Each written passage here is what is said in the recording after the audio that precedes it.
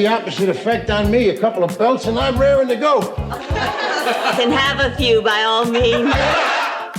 Picture this. It is 1970. A young, ambitious actress is standing in her kitchen holding a letter that makes her blood run cold. She plays a villain on a daytime soap opera, a nasty nanny who is secretly trying to poison her employer. It is just a role. It is make-believe. But the letter in her hand is very real. It is not a request for an autograph. It is not a compliment. It is a detailed scientific recipe from a stranger explaining exactly which poison would work better than the one she was using on TV and exactly how to administer it to kill a human being faster. That actress was Rue McClanahan, and believe it or not, this is just the beginning of her story. But we are getting ahead of ourselves. To understand the woman behind the legend, we have to go back. Let us rewind. It is 1970. Richard Nixon is in the White House. The Vietnam War is broadcast on television sets every single night, bringing the conflict into American living rooms. In May, the entire nation is rocked when the National Guard shoots 4 students at Kent State University. The space program grabs the world's attention when Apollo 13 suffers a critical failure and barely survives a disaster in space.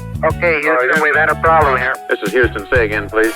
Houston, we've had a problem. The very first Earth Day just happened on April 22nd, signaling a new awareness of our planet. Cultural style is shifting rapidly. Bell-bottoms are everywhere, gas costs just 36 cents a gallon, and a new cultural phenomenon called Monday Night Football just kicked off in September, changing sports forever. In the middle of this chaotic revolutionary year, a 36-year-old actress from Oklahoma is ready to finally make it big. Her name is Eddi Rue McClanahan. She is talented, she is determined, and she is about to discover that fame comes with very strange consequences.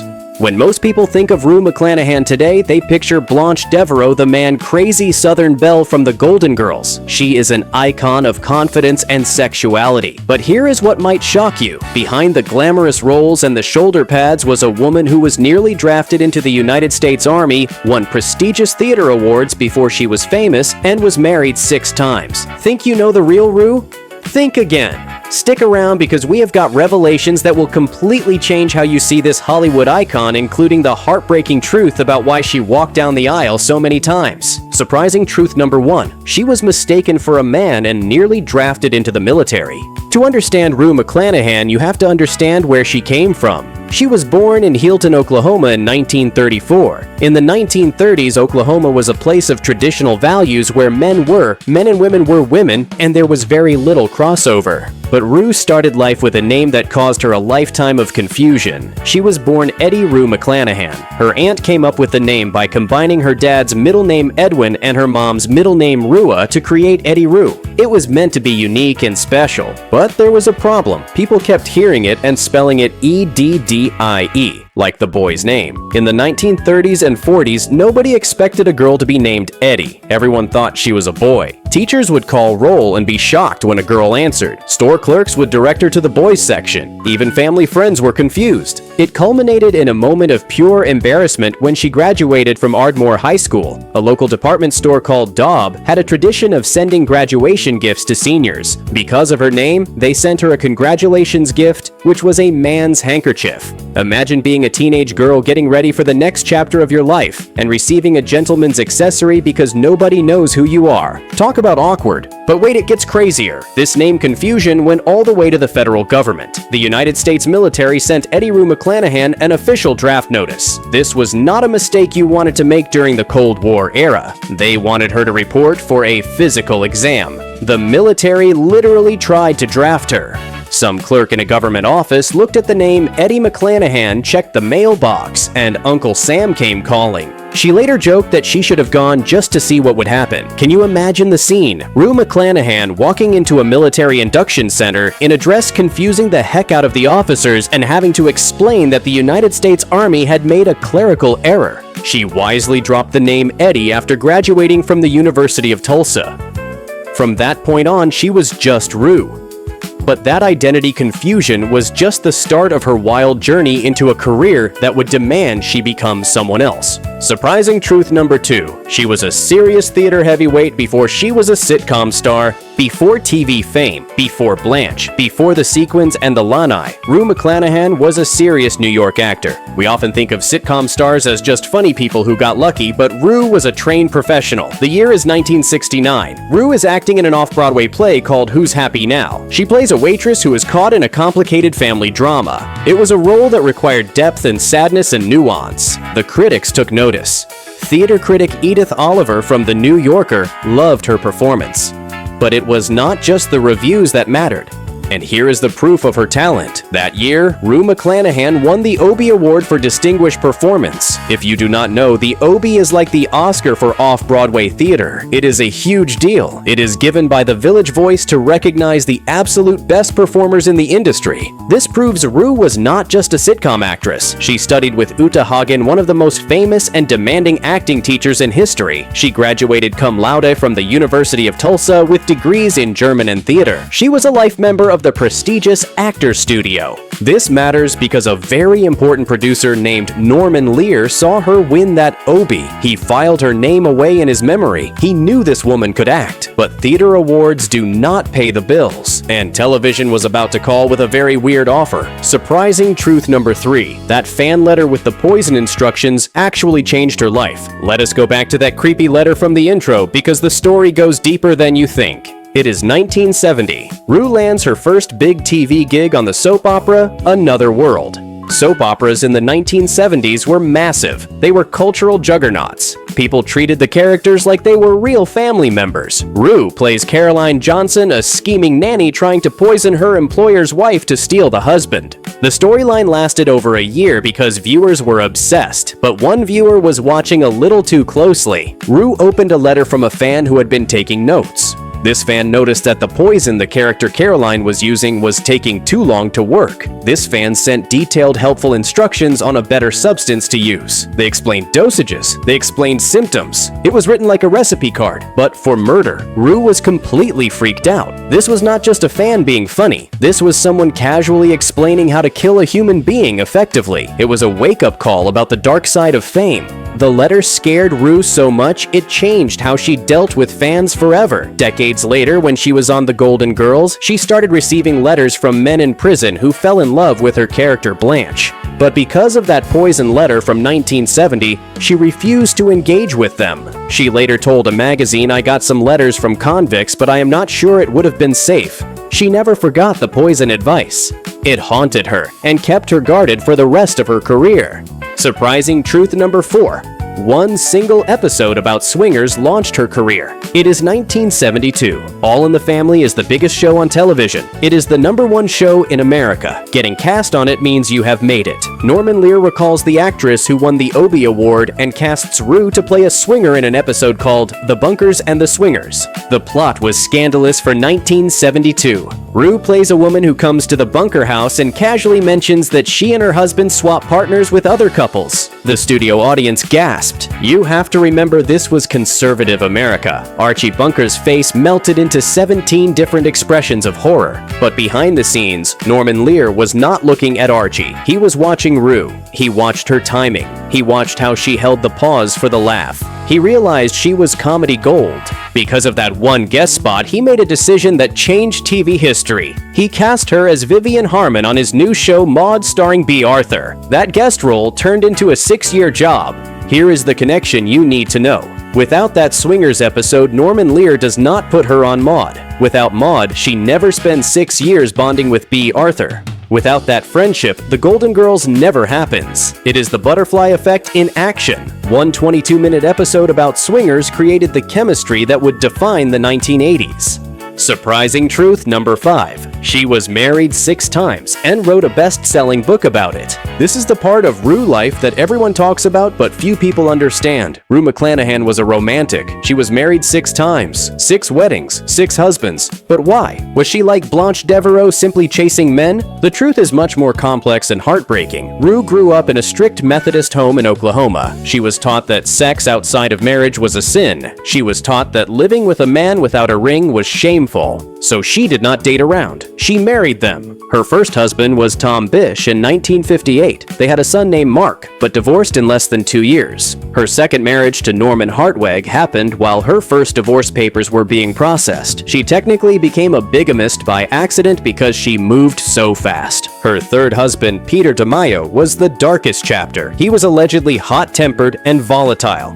Rue told People magazine, "To tell you the truth, I was afraid of him. They stayed together 7 miserable years. It got so bad that her son Mark gave her a silent ultimatum. He hated his stepfather so much that he moved to Oklahoma to live with his grandparents." Rue faced a choice: her husband or her son.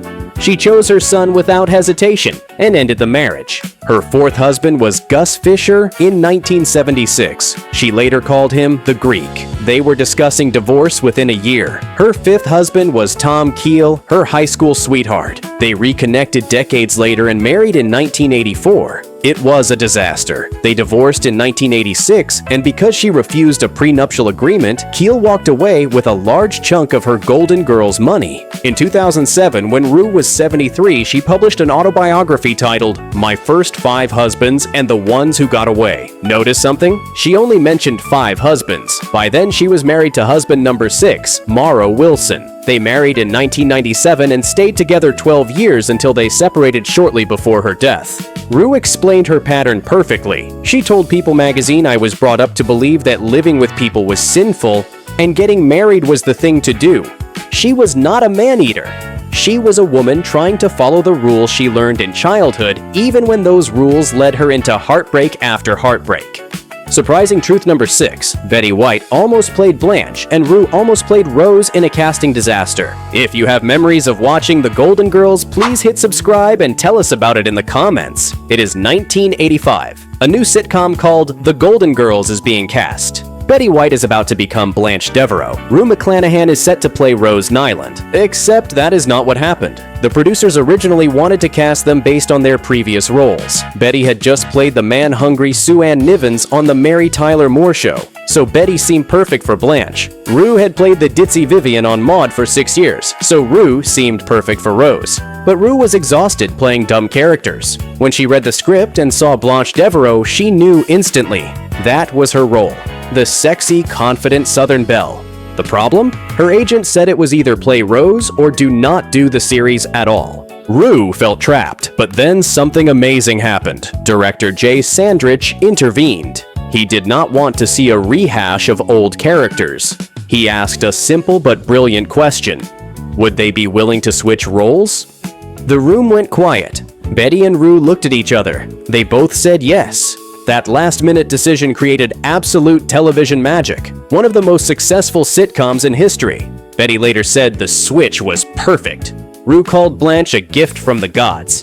Can you even imagine it any other way now? The role swap worked because both actresses got to play completely against type. Betty, who had played aggressive characters, got to play innocent Rose. Rue, who had played innocent Vivian, got to play aggressive Blanche. They both surprised audiences, and that surprise is what kept the show fresh for 7 years. Surprising truth number 7. She convinced Bea Arthur to do The Golden Girls and saved the entire show. Here is what almost nobody talks about. The show almost did not happen because one crucial person was missing: Bea Arthur. The producers desperately needed someone to play Dorothy Zabornak. The obvious choice was Bea Arthur.